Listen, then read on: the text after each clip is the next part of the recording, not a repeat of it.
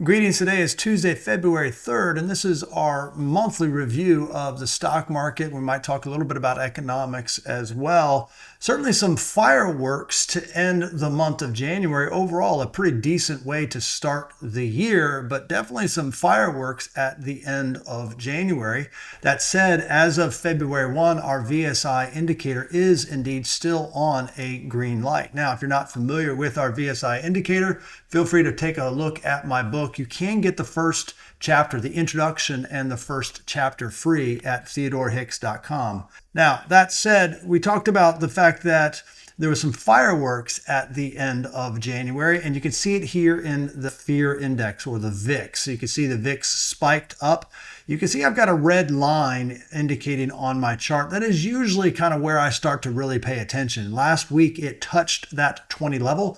It did come back down, but what we saw is some again, volatility or some fireworks Thursday and Friday of last week. On the screen is the S&P 500, and you can see approximately a 2% swing in the S&P 500 on Thursday. Now, I want to stop and pause and talk about the number one concern that we have in the weeks, months, and overall for the rest of the year. And that is the fact that what is leading right now is usually a late cycle leader. And by late cycle, I mean the bull cycle. So when we have something that's leading, but it typically leads at the end of a cycle, well, then that technically means we could be nearing the end of the current bull cycle. Now, while this is true, when you go back and study intermarket analysis and you study the stock market's history, while this is true, it doesn't necessarily guarantee that it's going to be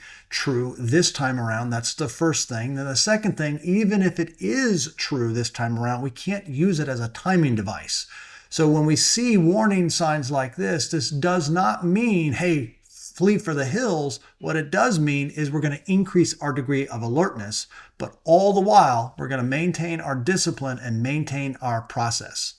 With that understanding, this is what I'm talking about. On the screen is some ETFs that we're going to use as proxies for sectors of the stock market. And this is year to date. So this is really just the month of January. And we have to be careful that one month does not make a trend, but this is pretty telling. On the screen we have at the bottom is the S&P 500. That's SPY. And I've got a emerging markets ETF, which is outperforming the S&P 500. We've got small caps. The fact that small caps are leading the S&P 500, again, that's very good news. We have developed markets or international, but here's the concern. We've got metals and mining, XME, and DJP, which is a commodities ETF. Now, again, they're leading, but this is only 1 month. So let's rewind the videotape and look at a quarter. So this is now November, December, and January. Again, what's at the top? Metals and mining and commodities. And look at the delta. That is a very strong move in these two sectors when compared to the S&P 500. So it's great if we are in these, and we do have exposure in some of these sectors, but it is a warning sign. Now, again, that by itself doesn't mean that we're going to do anything differently. It is a warning, and we just increase our degree of alertness. Now, having said that, I talked about some fireworks on Thursday and Friday. Let's look at silver, and I'll show you what I'm talking about. This is silver, or SLV, and you can see this is a clear parabolic move, which is very interesting, and it's a big warning when you notice some big move like that. Now, if we zero in, look at Thursday of last week. So last Thursday of January, you saw a 12% intraday move in silver. Take a look at the very next day, and you can see that on Friday, silver was down almost 30% by the end of the middle of the day. There was one point where it was down almost 35%. In the middle of the day, there was a time where silver was down almost 40% from the highs of just the other day. That is a massive, massive move. So what does this mean? The short answer is I don't know. It is going to tell us that we need to increase our degree of alertness because this is abnormal. When something moves like that, that's usually a warning sign. So now stepping back and looking at a broader landscape, on the screen is IWV, the Russell 3000, which is one of the ways that we measure the much broader market. And down here, I've got the percent of this Russell 3000 that is trading in an uptrend or above the 200-day moving average.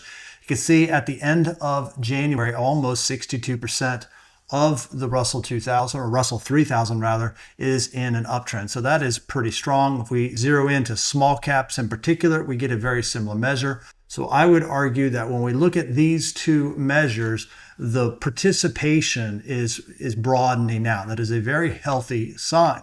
So if you watched our update from January, you know that the value line geometric average is a pretty good indication of the overall United States stock market. As demonstrated in today's video, I'd like to look at IWV, the Russell 3000, but in particular, I like to look at that because of the breadth measures. I like to look underneath the surface. One of the problems with IWV is it is cap weighted just like the S&P 500. So if you really want to know how the average stock is performing, you take a look at the value line geometric average because it's capturing A, 90% of the United States stock market, but B, it's doing it on an equal weight basis. So when you look at the value line for 2025, the average stock actually underperformed a decent money market fund. But that's starting to change. As soon as we turned over into the new year, the value line has started to break out. Now it's contracted just a little bit these last several days, but that's normal after a breakout. And so take a look at the screen. You can see I'm marking where the year started, and we have a breakout, and it has come back in and tested that a couple of times. I would argue that is very good news. So the last thing that I want to touch on before wrapping up this month's video is what I would argue might very well be the number one issue for the United States economy in the current year. Now, I've already talked about a big issue from a stock market perspective, the fact that metals and mining and commodities are leading and they're late cycle leaders. However, from an economic standpoint, I would argue that the jobs market is probably one of the biggest issues that we need to face. On the screen, I've got job openings, and this is something we've been looking at a lot lately, and you can see the latest update. Unfortunately, it's ticked back down. The good news, it's still in this sideways range or consolidation, so it hasn't broken down. The problem is it hasn't broken out and moved back higher. Now, when we look at actual job growth, you can see this trend has been in the wrong direction. And so this is why I would argue this is probably the number one issue for the United States economy in the current year. Now, why is this good news? I would argue it's good news for stock market investors because it suggests the Federal Reserve might very well continue to lower rates at least one or two more times, and that adds a little bit of fuel to the stock market. So that's why I would argue that it is good, potentially good news. That's going to do it for today. Thanks for watching this video. Hopefully you find this helpful. If you haven't already, feel free to connect with me and engage with me in my content over on LinkedIn. That's what that QR code is. And as a reminder, you can get the introduction and the first chapter of my book free at theodorehicks.com. Again, thanks for watching.